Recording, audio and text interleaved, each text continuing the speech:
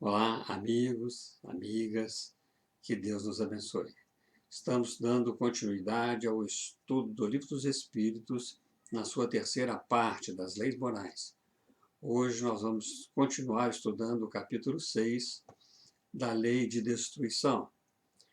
E neste capítulo 6 vamos entrar no item o duelo, que vai das questões 757 a 759. Na questão 757, Kardec pergunta aos espíritos: pode-se considerar o duelo como um caso de legítima defesa? Não, é um assassínio e um costume absurdo digno dos bárbaros. Com uma civilização mais adiantada e mais moral, o homem compreenderá que o duelo é tão ridículo quanto os combates que outrora se consideravam como o juízo de Deus. Muito interessante esta pergunta nos dias atuais. Embora fosse costume do século XIX, mais alguns anos, mais algum tempo atrás, de forma legal ou ilegal aconteciam muitos duelos. Mas a razão da pergunta com relação à lei moral, que já estamos estudando há algum tempo sobre a lei de destruição, e estudamos também sobre tirar a vida de alguém, ou até mesmo sua própria vida, né, se é contra a lei moral.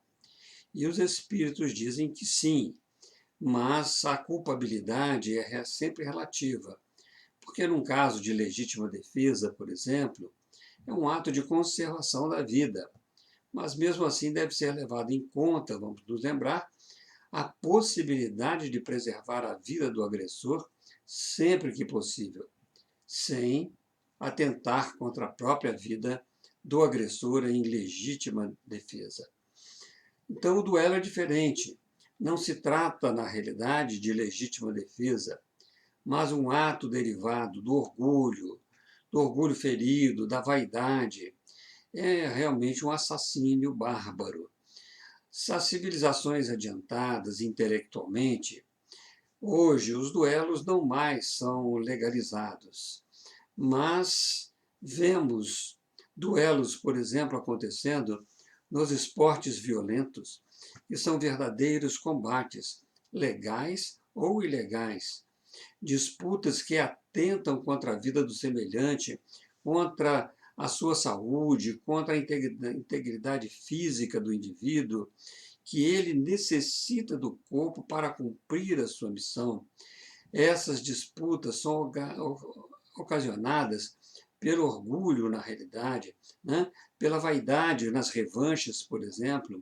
E isto pode ser considerado, nos dias atuais, como verdadeiros duelos. Os Espíritos nos ensinam que nós estamos aqui na Terra para cumprir uma missão, uma prova, uma expiação. Portanto, devemos preservar a vida, a saúde do corpo, a fim de nós chegarmos, na realidade, naturalmente, ao termo de nossa vida física, designado pela Suprema Justiça, sem interrompê-la com esses atos de violência desnecessários. Atentar contra a vida, seja nesta forma, na própria nossa vida, como a do semelhante, é um ato de insubordinação à lei moral. E com a moralização do ser, dos costumes, né, na realidade, né, vai moralizando os costumes a partir da moralização do ser, que seja legal ou ilegal, não importa, com toda certeza o duelo desaparecerá.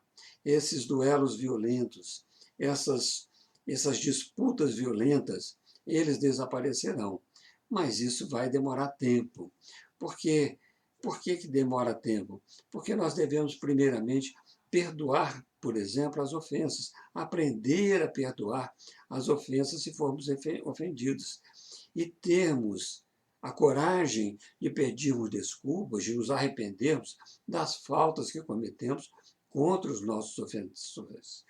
E isso, na realidade, vai levar um certo tempo, porque há uma experiência não só intelectual da alma, mas uma experiência moral, um desenvolvimento do senso moral para que isso aconteça. Kardec continua no item 758. Poder-se-á considerar o duelo como um assassínio por parte daquele que, conhecendo a sua própria fraqueza, tem a quase certeza de que sucumbirá? É um suicídio. Ele complementa com a pergunta: e quando as probabilidades são as mesmas para ambos os duelistas, haverá assassínio ou suicídio? Um e outro. Veja que aqui os Espíritos deixam claro para a gente que tanto o ato provocado, seja nos duelos, seja nos esportes violentos, né, colocando-se voluntariamente a golpes mortais do adversário, os dois cometem graves crimes, graves desvios morais, o suicídio e o assassínio. Não tem nenhuma necessidade, nenhuma utilidade para a vida, para o aprimoramento do ser, qualquer tipo de combate, qualquer tipo de duelo nestas circunstâncias. Kardec ainda comenta: em todos os casos, mesmo quando as probabilidades são idênticas para ambos os combatentes, o duelista incorre em culpa. Primeiro, porque atenta friamente e de propósito deliberado contra a vida de seu semelhante. Depois, porque expõe inutilmente a sua própria vida sem proveito para ninguém. Expor a vida, então, sem utilidade, somente por orgulho, por ambição para ganhar muito dinheiro, né? Ou, sei lá, por vaidade, ou atentar então contra a vida do semelhante para alimentar essas paixões más, primitivas, nada constroem de bom para a sociedade, para o avanço da própria humanidade. Provocados ou provocadores das disputas, verdadeiros duelos, com certeza experimentarão o sofrimento pela culpa que a consciência registra, e ambos terão que expiar e reparar os erros praticados, mesmo que não tenham a intencionalidade de matar. Não tendo a intencionalidade de matar, ainda tem uma certa culpabilidade menor. Mas, mesmo assim, qualquer ato que pode atentar contra a vida do indivíduo, ele vai se sentir culpado ao chegar na revisão no momento da sua separação do corpo, no momento da morte, né? Então, incentivar na atualidade essas atividades, essas disputas violentas, gente, é um grande erro. A sociedade está cometendo este grande erro em incentivar, propagandear, e que só mostra a inferioridade moral em que ainda nos mantemos, porque muitos de nós ainda vibram por esses combates violentos que são, na realidade, destruidores da própria vida humana. Kardec, então, pergunta na questão 759: que valor tem o que se chama ponto de honra em matéria de duelo? Orgulho e vaidade, dupla chaga da humanidade. Os Espíritos já nos mostraram que não há qualquer valor moral ou ponto de honra que justifique qualquer atividade provocativa ou até mesmo o duelo. Apenas os vícios morais e essas más paixões que ainda carrega o indivíduo, como orgulho, vaidade, ambição, já falamos, que aparecem quando há provocações ou ofensa qualquer. Então, só nessas condições, né, que aparentemente vai salvar a honra, vai ser ponto de honra, não tem nada a ver. O que aparece aí, na realidade, são esses vícios morais, a vaidade, o orgulho, principalmente nessas condições de salvar a honra. Não é isso? E Kardec continua perguntando e depois faz um comentário. Mas não há casos em que a honra se acha verdadeiramente empenhada e em que uma recusa fora covardia. Olha, interessante que Kardec vai esmiuçando a questão para saber se não há um ato de covardia que também é um vício moral. Então ele pergunta se não há casos em que a honra seja realmente assim, né? Deve ser, deve ser defendida a honra de qualquer forma, porque a recusa poderia ser um ato de covardia. Os espíritos respondem: isso depende dos usos e dos costumes. Cada país e cada século tem a esse respeito um modo de ver diferente. Quando os homens forem melhores e tiverem mais adiantados em moral, compreenderão que o verdadeiro ponto de honra está acima das paixões terrenas e que não é matando, nem se deixando matar, que repararão os agravos. Kardec comenta: há mais grandeza e verdadeira honra em confessar-se culpado o homem que cometeu a falta ou em perdoar, se de seu lado esteja a razão, e, qualquer que seja o caso, em desprezar os insultos que o não podem atingir. Veja que esse ponto é muito importante para avaliarmos todo um processo que hoje nós estamos fazendo na educação dos nossos filhos. Kardec nos fala da covardia antes, né? Se não há realmente uma recusa à covardia. Por isso que ele fala que depende dos usos e costumes. E cada século tem os seus usos e costumes, cada país tem seus usos e costumes. Mas, quando nós já estamos melhores, quando nós já crescemos intelectualmente, quando esses usos e costumes já não fazem parte mais, inclusive das leis civis, né? Nós temos que analisar um pouco mais. E adiantados moralmente, nós vamos ver que não podemos, na realidade, considerar ponto de honra acima das paixões terrenas, né? Quer dizer, aliás, que o ponto de honra está muito acima das paixões terrenas, desculpem. Por quê? Porque as paixões terrenas são esses nossos instintos ainda, às vezes até mesmo violentos, né? Que vão reparar esses agravos, essas situações. Agora, então, nós estávamos comentando. Por isso, nós temos que avaliar a atuação de nós, pais, avós, né, que promovemos na educação dos nossos filhos. Aquele jargão de dizer assim, não levar desaforo para casa, já é um problema, né, gente? Esse já nós ouvimos, já falamos muitas vezes, não é isso? E é incentivar o lavar a honra, entre aspas, com o atentado à integridade do ofensor.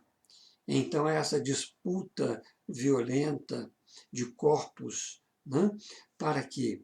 Para lavar a honra, porque nós não vamos levar desaforo para casa.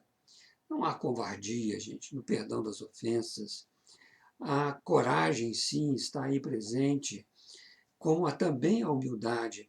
Quando alguém nos ofende, nós precisamos de aprender a perdoar, fazer esse esforço para não revidar e não é levar o desaforo para casa, é bater o pó, né, das nossas sandálias, ou seja, não levarmos aquilo com algo que possa nos ferir o nosso sentimento. Precisamos de refletir mais dos ensinamentos de Jesus. Jesus nos convida a perdoar as ofensas, a orarmos pelos que nos prejudicam, que eles nos perseguem. Isto sim é realmente um ato de honra e que o Espiritismo vem demonstrar para nós também a responsabilidade pessoal dos nossos atos, da nossa vida física e da nossa vida moral. Nós temos essas responsabilidades. Nos atos da vida moral não há fatalidade, são escolhas. Nos atos da nossa vida física, nós podemos controlar estes atos para que não haja essas violências sem necessidade. Por outro lado, veja só, arrepender-se sinceramente de um mal praticado contra o próximo, buscar o próximo para poder reconciliar com ele, para nós podermos estar assim, nos desculpando com ele. Isto é um ato de humildade. Nós pedimos as desculpas necessárias pelo que cometemos e também é um ato de honrar a vida. Mas não é só pedir a desculpa, reparar o erro já nesta vida que nós cometemos, porque não basta o arrependimento, não basta o pedir desculpas, é preciso que nós façamos mais, é a reparação do erro.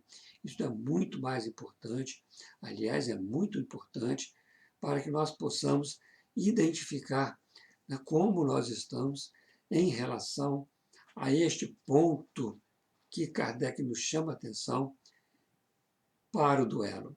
É o que vamos entender, então, por honrar o nosso pai, honrar o vosso pai e a vossa mãe, como diz lá na lei moral, né? Honrar o vosso pai, o que que é? É a nossa razão, é a nossa capacidade de raciocinar, nossa capacidade de ser indulgente, não é isso? Pensar melhor, que o nosso arbítrio, o nosso juízo, seja um juízo que possa absorver coisas boas, e se for para prestar um serviço ao indivíduo, levar com cuidado, com tudo aquilo que possa levantar, erguer o indivíduo pela indulgência. E a vossa mãe, o sentimento, honrar a situação dos sentimentos nobres, da pureza de coração, que é o que Jesus nos vem nos ensinar, né? A pureza de coração, e colocando que se nós estivermos sentindo alguma coisa dessa, é porque nós temos que melhorar o nosso interior. Então, já recomendado tanto pela lei antiga, né, e que Jesus veio a nos convidar novamente para honrar o pai e honrar a mãe, não é isso? E o Espiritismo, então, vem nos clarear com uma claridade enorme, se é que podemos dizer assim, esse entendimento, promovendo o nosso adiantamento, a fim de que nós possamos, na realidade, compreendendo mais, do fundo de nossa alma, que o verdadeiro ponto de honra está acima de todas as paixões terrenas. E o verdadeiro ponto de honra é servir a todos aqueles que nos ofendem, que nos prejudicam e que jamais poderemos prejudicar e ofender. Então, nós vamos ficando por aqui, nessas nossas reflexões de hoje, deixando aí o nosso e-mail para que possam escrever para nós, complementando essas ideias tão atuais e tão antigas que agora sintonizam neste momento que nós estamos passando, né? De tanta violência urbana, violência nos jogos, violência nas disputas, dos ringues, e a gente precisa de prestar muita atenção nisso para sentir em nós, na realidade, a verdadeira honra que o Cristo nos leva a raciocinar, nos leva a fazer em nome da verdade, em nome da tranquilidade e da paz. Muito obrigado a todos. Antes, nosso e-mail, que eu tinha dito, wcaduarte@gmail.com. Um abraço a todos, que Deus nos abençoe. Fiquem com Deus. Até mais.